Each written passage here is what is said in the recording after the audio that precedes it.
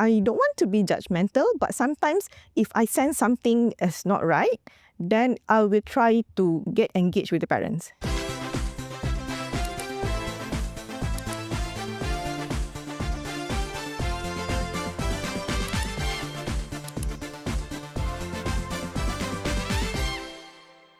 Welcome back to another episode of Talk Sense Lah with Ernie Chen. And of course, you are well aware that I'm in the education business. In the education business, I always want to bring interesting individuals, personalities to share with you how we can actually help our children become better.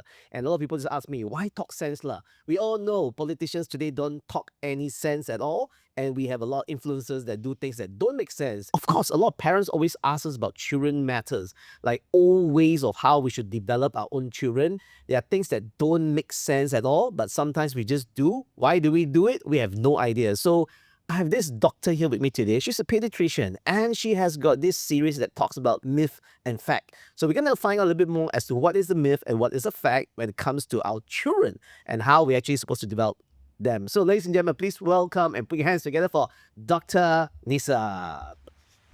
Thank you very much, Dr. Nisa, for coming here today. Yeah, thank you for having me, Ernie. Yes, I understand you're a pediatrician. Mm-hmm. For those of you who do not know what a pediatrician simply means, I will believe that you are a doctor, a medical doctor, a qualified doctor who specializes in children. Yeah, and babies and kids. And babies and kids as well. Mm-hmm. Now, share with us a little bit more about the title pediatrician. And then because I have a baby as well, right? And I bring her to the medical hospital, and then I walk past every single clinic, which I believe you're in one of those clinics. Mm-hmm. There are a lot of different areas of specialization in a specialized area field called pediatrician. Yep. So could you share with us a few of the specialized areas? Perhaps our viewers out there will have better understanding why even pediatrician is really a specialized field, and then you have all the other different areas of specialization. Right. Okay. So, pediatrician means doctors who are dealing with specialized in kids, babies, premature babies. But we also have some sub-specialty.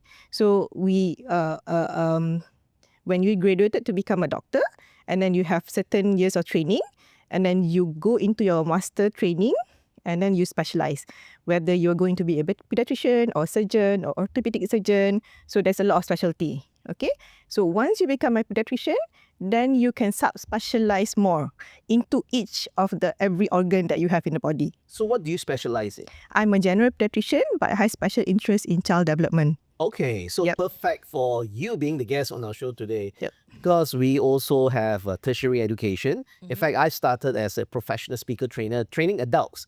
And then I found that it was a little bit too late to change behaviors and habits. And I Right. went downstream. I acquired a college, PORTMAN College. Mhm. And then I realized that, wow, it took me a lot of intensity and effort to develop these young children. I had Right. to then go further downstream to secondary, primary international schools. And then now I open a whole series of preschools, which is why you're here. Right. So we have a lot of parents who always ask us funny questions, There are different curriculums, they have different child development. Some people say we need to use the Kebangsaan syllabus. Some of us say we need to use the international syllabus. We have the Montessori, we have the Emilio this, Emilio that. We have all kinds of development programs. So which is actually a better program for development? Okay, let's face it. Like, parenting is a wild journey. All right, so we have a lot to choose, and it's a long journey. So, whatever is you want to choose, you need to research, and there's no right or wrong answer. It suits your lifestyle, it suits your income, and most importantly, it suits you as a person. So yeah, it doesn't matter if you choose Montessori or you choose, like Kebangsaan International School, but what that you do believe in. Is there a set, I call it common denominator, in mathematics we have common denominators like 5 and 2 is 10 or 10 and 5 is 2. The common denominator among all child development, is there something like a formula that every single baby brought into this world must go through as a common denominator for them to ensure the base essentials are there? Yep. So each children, they have to master each and every parameters of their development to, there's like communication part, there's like gross motor, fine motor, language, hearing. So they need to master each and every, age appropriate tasks and skills to get into, the next level. Let's think this through. I mean, a lot of young parents, actually, a lot of parents don't know how to become parents. I've noticed it's not that they don't want to, sometimes they really don't know how to become parents. First time being a mother or father holding a baby in their own arms, they themselves wondering, did I do the right thing by bringing this little baby into the world? So one of your content you shared with people, you being in the delivery room, right? Waiting for the baby anxiously, don't know when they're going to come out, whether it's cesarean, whether it's natural birth. Take us through from day one itself. What should parents, father, mother be doing to ensure that the development phases of the young baby is developed the right way? Okay, I think the most important thing is education and knowledge. You have to have a certain knowledge before you can, take care of your little ones. A basic knowledge, understanding of how babies are being cared of is very, very important. Okay, so you can't empty out from a pour, empty jug. Okay, you can pour from an empty jug. So that's why I think all parents need at least some education, basics education. So in any hospital, even though it's public or private, they have a certain books. They will give out you, books that you can check into your growth and then development checklist. So each and every month, they have a certain checklist that you need to know, that you need to master. Sometimes I do feel a bit frustrated, or no, not really frustrated, a bit sad when, the books are empty. Not, there are certain things that parents are supposed to fill up, but it's empty. Means that they just, I don't know whether they don't care or they just don't want to know. They just let the doctors or the nurses will do everything. I used to think that parents don't care, but I came to the realization dealing with so many parents, speaking to so many parents for over so many years, it's not so much they don't care, they don't know how to care. Yeah. How do we actually solve this problem of parents? Because they themselves were brought into the world with parents who were not as educated. Now, I'm in the education field. It's very easy for me to say that they don't care or they don't know enough to care or they... So how do we actually solve the problem? Because the cycle, the vicious cycle is continuous and it will never end. So generation after generation who is not educated and don't even know how to go and source for this educational material, how to care for your baby better. Like me, I can go online, I can watch YouTube, I can read and find out. If I'm a person who have never been exposed to education, I have not received education. I don't know how to read. I don't know how to ask for information. I just, I have a baby. The baby just came out. What do we do? How do we help these parents to then be better parents? Okay, so because everyone will be supplied with the book, so you just, for someone who can't read or, you have all the help there. Nurses, doctors, ask questions. The most important part is ask questions. Whatever that you know, please ask. There's a lot of people wants to help you, especially with babies around. So and with babies, the clinics they will put you up first because babies can't be put to wait longer. So you can ask. You can usually I will ask my the parents that will see me. Put up all your questions in your notes. So once you come and see me, so you can have all your list and I will gladly answer all that. Is it a very sad thing to see parents who don't put anything into the book or don't ask questions and they don't do? And you see that baby that you delivered and you kind of know what's going to be happening to that baby because you already know the behaviors of the parents. Yeah. What do you do about those babies or those parents? I don't want to be judgmental, but sometimes if I sense something is not right, then I will try to get engaged with the parents. Sure. Okay, I will try to ask them a lot of questions. How's their house arrangement? Who's taking care of the baby? Who is the main dominant person who is with the baby? So I will try to engage with the parents itself. So then sometimes you only see the mom. So that was never around. So next round, so I will ask them. So why don't you come with your husband? And then you can talk, things like that. It's easily for you to say because you're a doctor, you have a very supportive husband, you have a supportive environment. I just have to work. I just have to put food on the table. that's why I cannot be there with my wife to be with my baby. Mm-hmm. How do we go about situations as such? Yeah, there are some clinics who does do home visits. So things that if certain if a very proactive staff like nurses, they get into they will talk to the doctors like this family, they sense something is not right. So usually we will help out. Do home visits. Sometimes there's appointment that they don't come to, that it's been like sometime that they haven't come in. So yeah, some clinics will do this home visit. So we hope all these public clinics do all this kind of thing to help our children. Sure. I watched the content of you sharing how you actually got into this field, this profession, right? I think it was a story. I think your videos are very well edited. It tells a very good story. And while you're driving, and then you shared as to why you remind yourself every single time of why you're doing this. I understand that you spent a lot of time in the hospital previously. If I understand correctly, it was a sister of yours. Yeah. And she's no longer around. Yeah. Care to share a little bit more of that as to why you're in this profession and how you got into it, more so from that story, I suppose. Yeah, I think from my childhood days, I've been groomed to become a doctor. Sure. So yeah, so Parents are doctors? no, my parents are not doctors, but my father actually wanted to become a doctor. I see. So he couldn't, so that's why he was trying to groom me to become a doctor. So Okay. I've not known any other profession. So whenever teacher asks me, what are you going to become when you're adult? So I will always tell I'm going to be a doctor. So and then I remember I was in the hospital a lot of times when I was in standard 1 to standard 3, because my sister was always in ICU. We will take a trip to in and out of HKL that time. I can still remember how I'm seeing a group of doctors wearing the white coats, and I was in awe looking at them. So helping my parents with my sister. So from then on, I wanted to become doctor and help. I was looking at my mom was always sad that my sister was sick.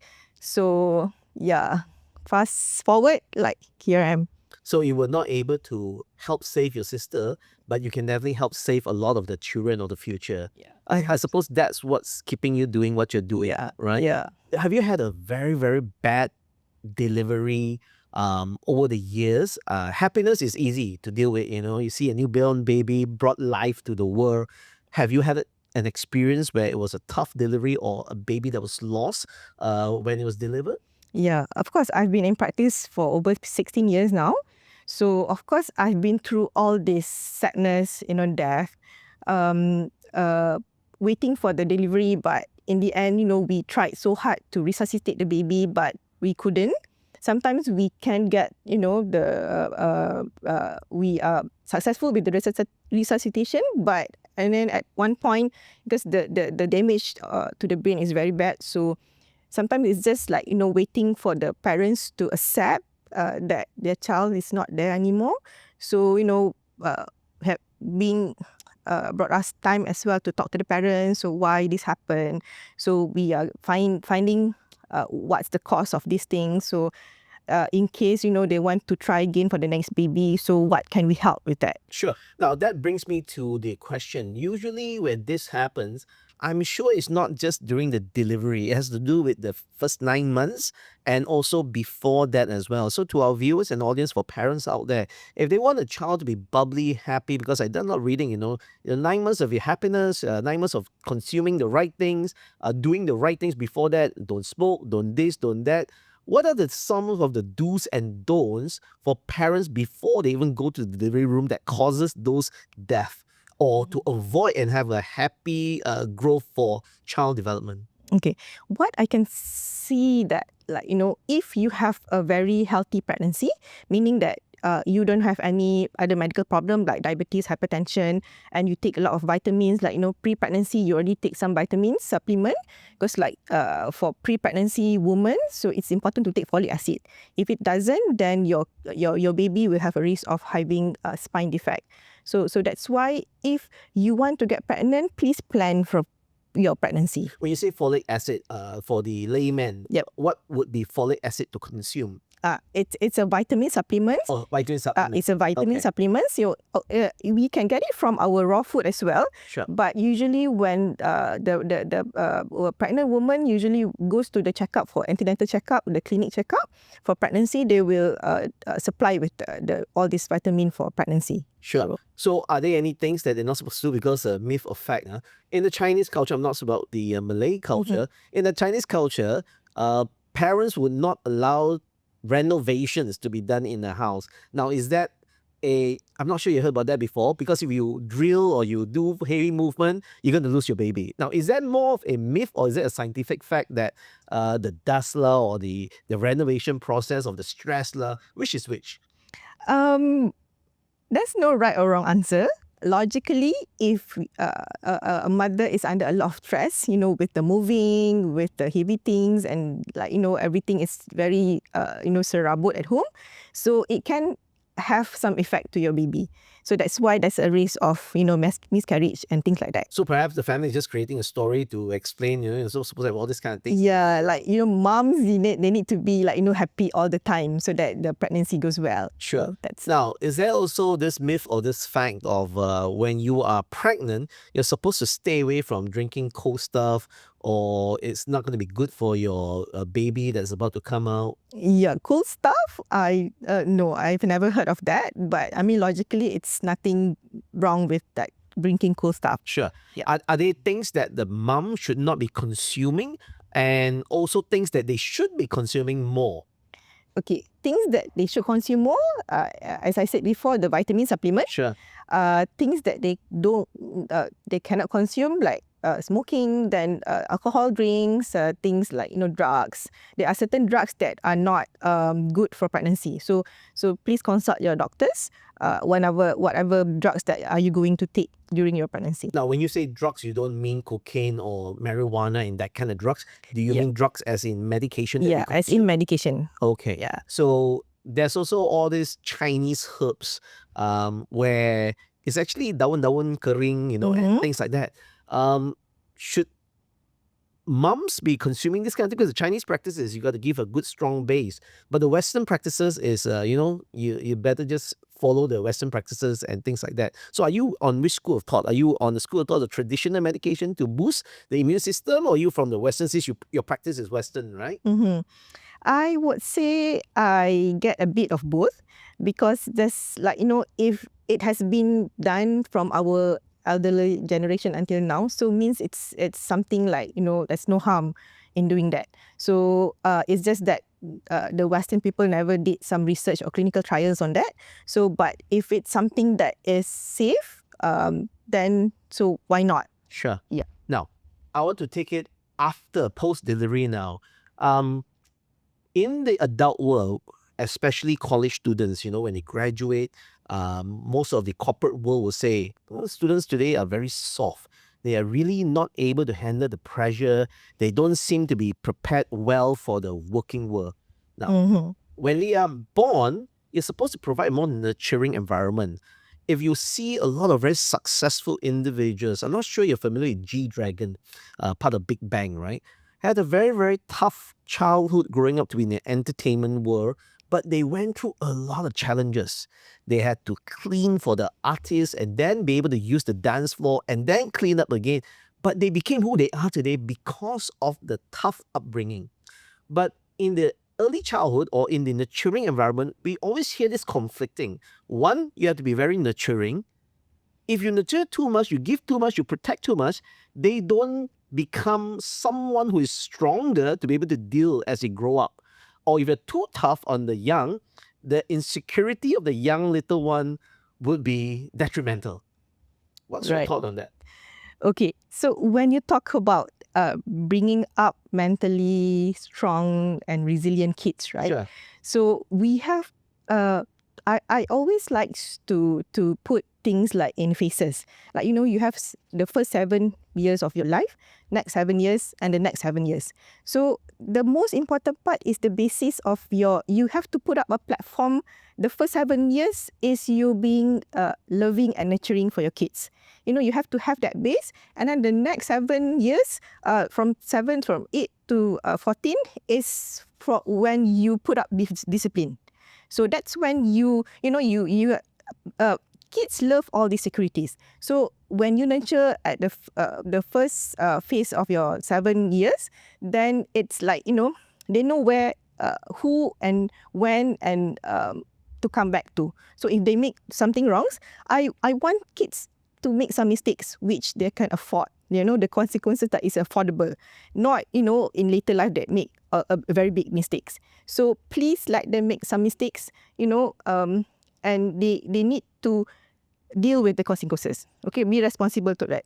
So the second 7 years of their life, that's when you put up the discipline part. So that's when you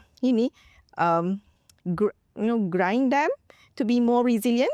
So don't really and then and then you ask yourself what kind of parents you want to become. So because monkey see, monkey do. So whatever you are, your child will follow.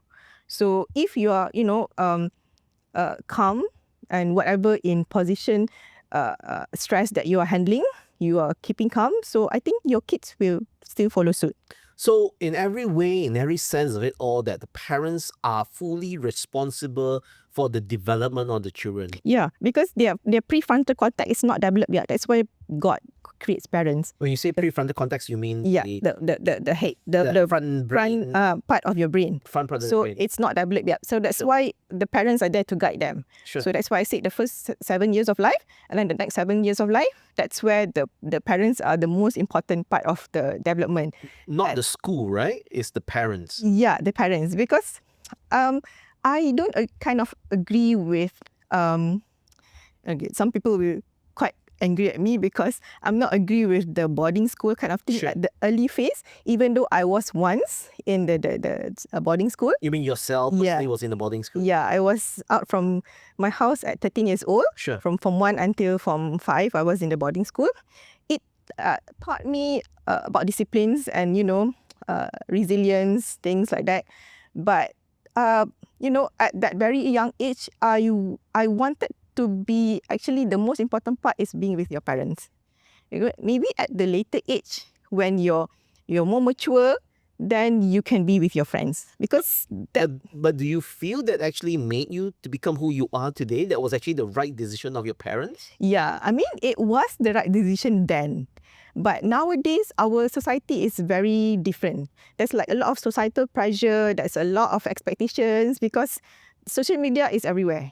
So nowadays, even though you are at home with your kids, at that the second phase of life, they already, their friends is very important to them.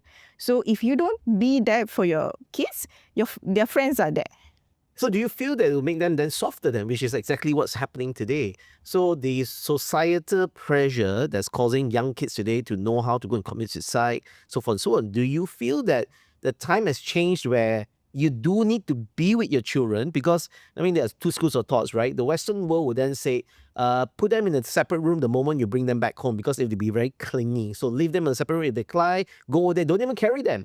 Just put your hands over them. You don't even have to touch them. Just be there. Or let them cry it out till they fall asleep, right? The Western world, I read or watched a YouTube by an Indian doctor from India that mentioned that no, it's actually the most important time that they need to sleep with you, which is why they urinate in their sleep and things like that. So there's these two schools of thought. The Americans turned out to become like Donald Trump and they are voting Donald Trump as the president, the kind of independence. Or the Asian world where they are trained to be more resilient in the way. But to me, does it really matter or we all turn out pretty okay? I think it goes back to how you were brought up. So there's a lot of different school of thoughts. Like for me, I will, like the elderly will say, oh, when your baby cried, don't pick them up because they will be spoiled. But for me, no, because that's when they cry because they want you around. Because that's when you can hug them, you can carry them. So whenever they're already 7 years old, you can't already. So that's when the time that you want to spoil them. So as I said, the first 7 years, nurture them, love them. So spoil them. then after that, you can put in the discipline. Did your baby sleep with you and your husband? Yeah, So they slept with you in a separate bed or in the same bed? separate bed. Separate bed in the same room. Yep. And are they still sleeping with you right now, or they already? What age was that? My son is already 12 years old now. 12 years old. So what was the year that, or either you and your husband decided no, you're gonna go to your own room, or they decided it's not cool to sleep with my daddy and mommy anymore? Okay, so actually, from the time that they are going to kindergarten school, Sure. so that's when you start, trying to get them into their own room. So it was a decision you made with your husband, not they decided that it's time to sleep separately. Yeah, we make the decision for them. Sure. Okay, but we know that they're still scared of the dark. They thought that there's master under the bed. So that's why we acknowledge their insecurity. So we acknowledge, and then we put the emotion in place. So you are scared, you are frustrated, you are angry, you are sad. So that's the time when they just know what emotions are. So then we try to find a coping strategies. So okay, we try one night, and then if you can't, then let's try again another day. So in the end, they want to have they want just have to be alone in their own room. So what do you do? Do you sleep with your husband or yourself, sleep with your son in their room and then slowly disappear, or how does that work? Okay, for me, myself, yeah, I tried that technique. So I sleep with my son in his own room, and then sneak out of the room. Sure. And then, but I mean, somehow he managed to know that I wasn't around, so he came back to our room. So the doors were open in that sense. Yes. So they can come back anytime. Yeah. Okay. So you have to you need to give them that security. So whenever they are scared or they do some mistake, they always can come back to you. Sure. So as long as they know that you're there, it's good to start putting them in their own room. Right. After 7 years old. Maybe before is okay. Once they start school. Okay. Preschool or? Preschool. Preschool means 4 to 5 years old. Yep. All right. Right. And then will the same process be happening with the second child, third child? Is that how it works? Yeah. Or is a bit different because now they're sleeping with their brother or the sisters in the same room. They already have someone there. So Yeah. what did you do? Okay, myself, I only have one. Sure. So I think my patients' experiences, because they already have their brothers or sisters in the room. Sure. So they are not scared anymore. So they immediately go a lot Yeah. younger. If they want to. Sure. So we give them the choice. They want to be oh, I'm making that decision. Not my parents are doing that for me. Sure. 在孩子人生的第一站，您最在意的是什么？安全、关爱，还是启发潜能的环境？在 Baby Portman Child Care Center， 我们全都为您准备好了。坐落在 Kota Damansara， 我们专为1岁到3岁的幼儿打造一个充满关爱与启发的成长空间。这里有专业的师资团队、健康营养的每日餐点，以及贴近孩子发展阶段的探索式课程。我们不只是托育，更是孩子安心起步的地方。在 Baby Portman， 孩子们学习社交，培养自信，快乐成长。 一切都在爱的陪伴中发生。Baby Portman Child Care Center， 爱的开始，成长的第一站。欢迎预约参观，让我们一起见证孩子最珍贵的成长旅程。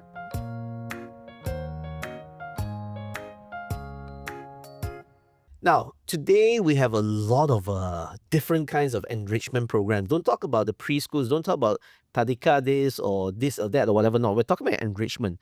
There's so many types of enrichment. Even my baby, at 3 months, 4 months old, she went for swimming Really? classes. Yeah. So to our time, back in the days, what? Swimming? You don't even go swimming until you're maybe like 5 years old, 6 years old. Yeah, even My primary baby is- school. Yeah, three months plus. She went for her first swim class. Ah, that's good. Yeah, so because as educated parents, we try to find different kinds of activities. Being in education, I'm constantly looking at ways to affect the sensory of my baby to be a bit more, to be able to grow, Yep. traveling, learning from the world, Yep. and so forth, so on. Do they really work? Because I find that it really works. I find that it does help change the way, the personality, the adaptability of the baby. Yep. From a scientific perspective, medical perspective, does all the things of all these enrichment programs, classes, or things actually help? Yes, it does. It does, because like even at 2 months old, they already keeping all the knowledge that they get from to learn the familiar pieces, to learn about the familiar sounds, voice. So that's why they are absorbing all this. Sure. So I do believe that we have to give whatever. I mean, in order to make your kids to be at their maximum potential, you have to give whatever best that you can. Sure. Yep. Yeah, because my pediatrician actually asked me questions during the visits. She has taken all the jabs and everything, right? So, does your baby start to know how to point? I say, point? I think that was something so easy because my baby is starting to pack her own toys away at 1 year old. So, I felt that because she's asking me that question, means say a lot of the other patients that she has, a lot of the other babies, are still not able to do that at that age. So she was very surprised that my baby can actually do more than just point. She could actually pack her own toys. She could recognize and ask her, would you want to have milk? She knows how to acknowledge and a lot more things. And I find the development of all these different things that we do actually impacts and helps her to be able to recognize a lot earlier. Yep. So a lot of it has to do with the effort of the parents. Right. And you can see, like, kids who have siblings, this number 2, number 3 tends to be better than the number 1. Sure. Because when you are the only child at home, you don't have any other experience. So when you have your brother or your elder brother or sister, so you are looking up to them. So the kids, like, number 2, number 3 and so forth, they are looking up to the elder sibling. So that's why they turn out better than the first one. Sure. Another myth or fact over here. They always say it's better to have a girl first because a girl tends to be a better sister to a younger brother. Or is it better to have a boy first and the boy will be not caring as much? Because you see a lot of these YouTube videos, you have why does fathers love girls more than boys, right? Because if you give the boy 2 cookies, the boy will just enjoy the 2 cookies and forget about the father. But if you give 2 cookies to the daughter first thing is share 1 cookie to the dad first. And that's why dads love daughters. Myth or fact? It's a myth. It's a myth. Okay, people always say that daughters will go, like, move closer to their dads and boys will be closer to the moms.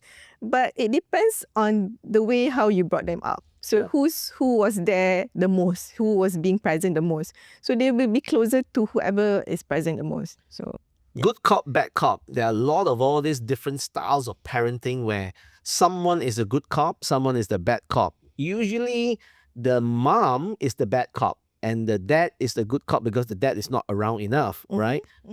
What are your thoughts on that? Is that a good thing? Is that a bad thing? Or should both parents should be sharing the equal badness and goodness of it all? I think you have to answer what kind of parents that you want to become. So that's the most important part is you both have the same goal. So sometimes one parents are angry, then the other parent have to be consistent with that. So it's not like mommy is angry but dad just who's getting angry of my daughter, so I will smack them. So it's not good. So you have to have the same goal so that your kids are not confused with whatever teaching that they need to follow. Sure. And of course, a lot of parents who are new parents who don't really understand how to be parents because they themselves don't communicate among each other. Let's not talk about those unplanned babies that came out, right? I mean, even planned babies come out. What would be a good advice to parents? Should they be attending some parental development programs before they even have babies? Do you have recommendations? What are some of the parent programs that they should be attending before the babies even arrive? Usually in the hospitals, they do have some, we call it parents craft or antenatal classes. Sure. They do have some certain classes that it's good for preparation for you to become a parent. Not just the first time parents, also like second, third or whatever pregnancy that you are in, it's good to get, because your knowledge is evolving. Sure. So there's always a new thing that you can learn. Sure. So now, yeah. I also have this big thing about we are pregnant And when you say that, you're supposed to want both parents to be responsible and be very involved. So we use the word "we are pregnant." A woman will then tell you, "No, you're not. You didn't carry the baby for the last 10 months. You were not part of the journey to have this morning sickness, everything else, right?" Women will have this big issue with saying we are pregnant. But then on the other side is that you want the man to be very involved, but you don't want them to say because you didn't go through that. So your thoughts? I would say it depends on who. Okay, let's say, okay, of course, me myself, I want my husband to be involved in Sure. everything about my kid. But sometimes, he has his own work, he has his own commitments, so we need to understand each other. Okay, sometimes, okay, I'm very grateful that my husband is a very responsible person, and I can count on him on anything. So if I'm busy at work, he's always there for my son. So it's like I don't need to say for him, like, I'm late, so please prepare dinner or something like that. So he's always there. So it's a modern husband. He is. It's not the typical traditional man that the woman needs to take care of the household. Even the baby work, you just need to take care of it. I come, I'll just watch TV and chill. I mean, like, you can't expect much. I think having a low expectation is putting your mental sanity at peace. You have to know your spouse and your partner. Okay, so if you know them, so okay, this thing I need to say out loud. So if I need him to do something, but I know that he won't do on his own, so I need to say it.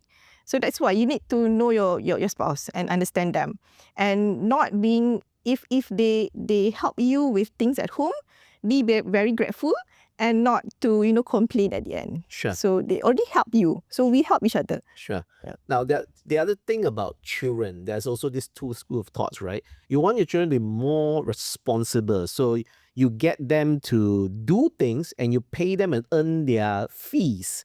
Wash the car, I give firing it, fold the clothes. I give you a monthly income so that you pay for what you want. You don't get any allowances. You work for your allowances, you spend on whatever you want. The other school of thought is, come on, they are your children. You're supposed to protect, provide, and you're supposed to give them what they want. If you train them too hard on the first part, then you're training them to be very money-driven, money-focused. That's what people say, right? Or if you don't train them, just give everything to them, they never know how to earn. They don't know the value of They don't know the money. value of money. So which is which then? I would prefer the first option, because in order to bring up this mentally strong and resilient kids, you have to have to get them to have certain responsibility. There was a study in one of the Western universities that kids who have had to work in the early life, after 7, I mean, not that early, maybe like, the teen age, does very well in adulthood. Because from the start, they already know the responsibility, and in order to get what they want, they have to earn it, rather than things are, given to them. People are usually entitled people, not, the research have shown that the entitled people don't really do good in the later life. Matter of fact, a lot of parents who went through a lot of difficult times tend to provide a better life for the children that then makes them soft and weak. Fact. Fact. Yeah, Okay. fact. Because, I mean, I'm guilty at that as well, because I think I've had the hard time when I was, my childhood time. So I don't want my kid to have the same hard life. Sure. But at the end of the day, I also think that that's what brought me here. Sure. So I want my kids to have that some resilience in him as well. Sure. So that's when then you, like, every day you have to go back, and whether you win or you learn. Sure. So there's no day are perfect. So you just, like, either I win and I learn. I think I come from that school of thought where, I went through a lot of difficult times in my early years, and my parents were loving parents. They gave whatever they could. They were not wealthy parents, but I remember working very hard since a very young little boy serving char kway teow at 10 years old to earn my little bit of money in order for me to spend, learning how to sell nasi lemak at 12 years old to my school friends, to my See, teachers. look how you turn out. Yeah, turned out to become resilient, Yeah. right?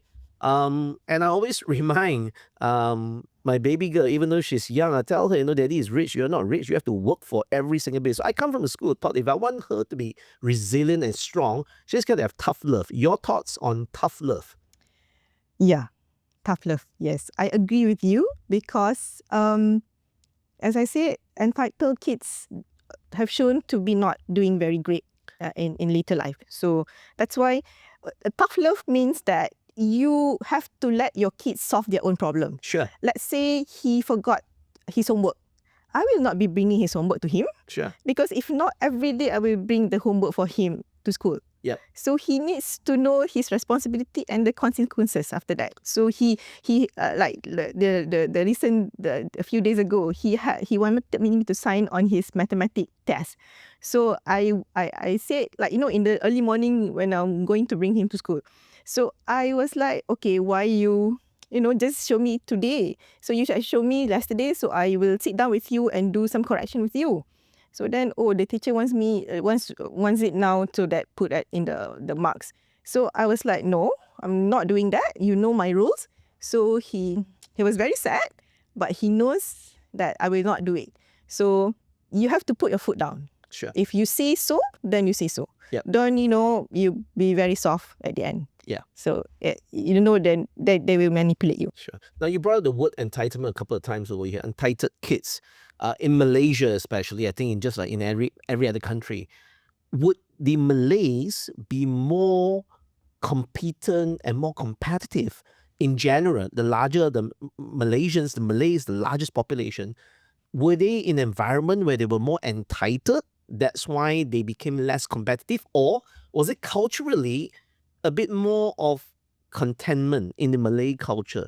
Because we always find this where, as in education especially, the Bumi Putras of the Malays get all this education that they receive in a much easier way. Yep. Because it's a lot cheaper, it's always there, and they're entitled, right? Yep. So is it the same way when it comes to kids as well? Or would they be more hungry, more resilient if they didn't have all this extra?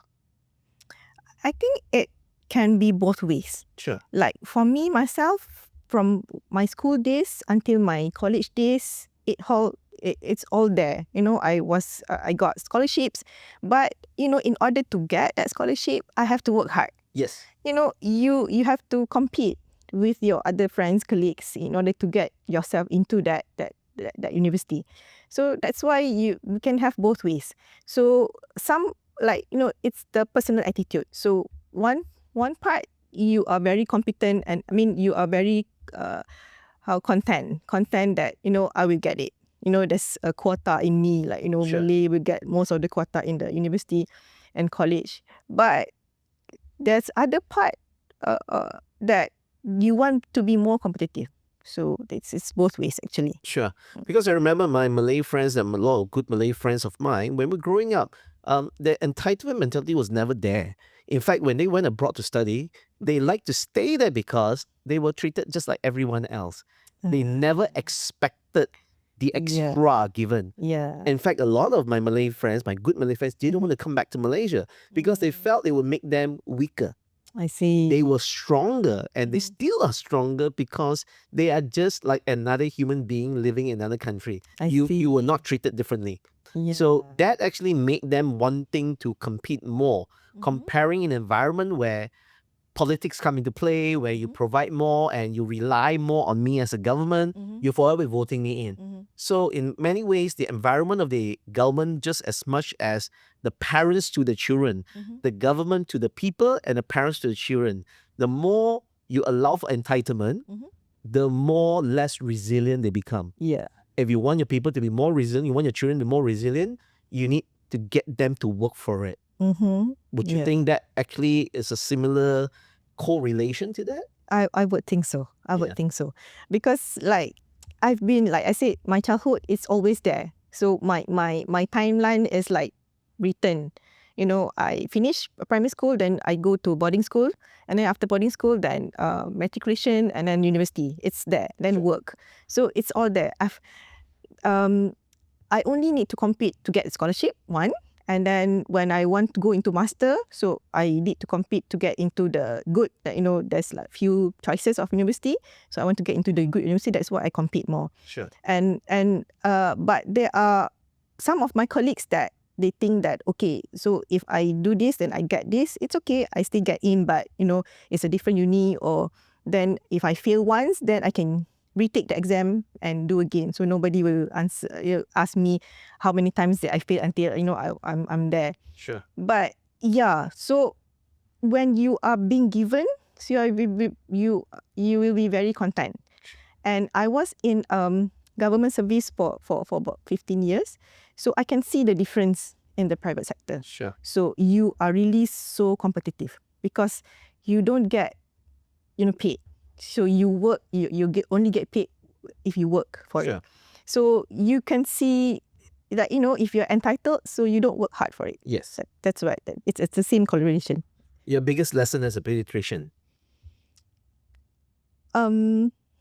Biggest lesson. There's a lot of lessons I cannot pinpoint, but yeah, everybody goes through hardship. So be kind. Sure. Work as I always say to my juniors, during my government time, I need to take internship, under me. So I always tell them, kerja dengan ikhlas. Sure. Because you work as God, God is watching you. Sure. So you do very best to the patient. Sure.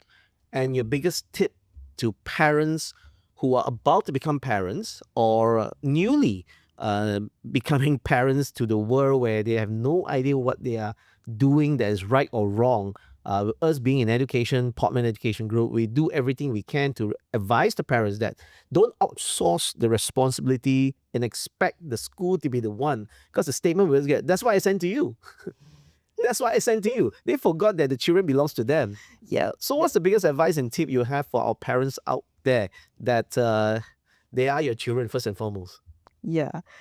Right. They are your children. So they are under you. They've been, present to you for a reason. So be present. Be present. They don't ask a lot. So at least maybe, because now is the social media time, right? It's very hard. So just be present at least 15 to 20 minutes a day. No questions, no instruction. Just be there, do whatever they want. That's all. Great. Thank you so much for being here. Today on the Ernie Chen show, the Talk Sense La, and you talk a lot of sense with regards to the whole entire child development. And if our viewers here would like to get in touch with you, would like to follow you, how do they actually find you? Okay, I have my own website, drnisakhalil.com, and I'm a consultant pediatrician in Park City Medical Centre. The one nearby, there's a Park City. There's a Park City. Yeah, and then in my social media as well, Instagram, TikTok, at my handle dr.nisa.khalil, and then also Facebook as well, and YouTube Shorts. Great. And I definitely would have to say that Dr. Nisa has got some really good content on her Instagram that I actually watched some of them as well. I thought it was great. Thank you. Thank you. I enjoy learning a lot about children development, being in education for more than half of my lifetime. And of course, having education institution from preschool all the way up. I'm also moving down one more to toddler care as well. I see. So That's my great. business model is cradle to lifelong learning. So that's the next stage. Having my own baby right now, I'm thinking of going further down. Nursery. It's nursery, yeah, and it does actually help tremendously on all the practices. Because before I became a dad, people say you have no credentials to tell us because you're in education, but you don't have your own baby. Right? Because it's different when you have your own baby. And today I can say I have my own baby and it works. And because it works, I want to be able to show people the things that I do with my baby that actually helps her development. Yeah. And that's why I want to share that goodness with more people so that they can also have a great baby child development across board, and that's going to be wonderful. Yeah. Right. Yeah. Thank you so much for being on the show today. We look forward to your continued success, and we look Yeah. forward to invite you again in the near future to see Yeah. the developments of child education. Hope you had a good time. Yeah, I do. yeah. I do. Thank you for having me. Thank you so much. And once again, we look forward to see you again soon. Yep. Thank you very much for watching the Ernie Chen Talk Sense La. And of course, to the next episode, if you want to know more about children development or baby development, do check out this episode and the new episodes coming, as we have more pediatricians, doctors, specialists to come on the show to share what you too can do if you are a parent who just become a parent or becoming a parent. See you then. Thank you.